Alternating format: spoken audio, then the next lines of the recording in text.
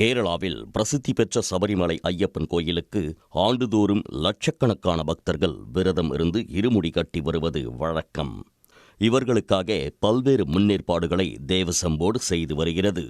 இந்த ஆண்டு மண்டல பூஜை மற்றும் மகர விளக்கு பூஜை காலத்தில் நாள்தோறும் 90,000 பக்தர்களை அனுமதிக்க தேவசம் போர்டு முடிவு செய்துள்ளது. அவர்களில் 70,000 பேர் ஆன்லைன் மூலமும் 20,000 பேர் ஸ்பாட் புக்கிங் மூலமும் அனுமதிக்கப்பட உள்ளனர். முன்பதிவு செய்ய விரும்புவோர் sabarimala.kerala.gov.in என்ற இணையதளத்தை அணுக வேண்டும். மண்டல பூஜைக்காக வரும் 16ஆம் தேதி ஐயப்பன் கோயில் திறக்கப்பட்டு டிசம்பர் 27ஆம் தேதி நடை அடைக்கப்படுகிறது. மகர விளக்கு பூஜையை ஒட்டி டிசம்பர் 30ஆம் தேதி மீண்டும் கோயில் நடை திறக்கப்படும்.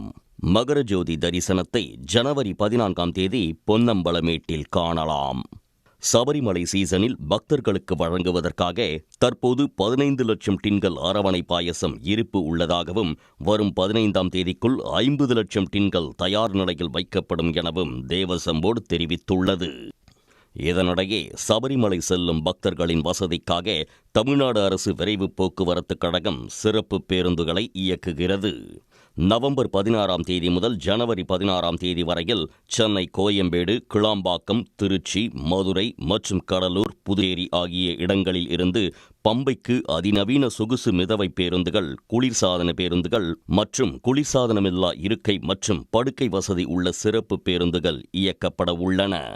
குழுவாக செல்லும் பக்தர்களுக்கு வாடகை அடிப்படையில் பேருந்து வசதி செய்து தரப்படும்.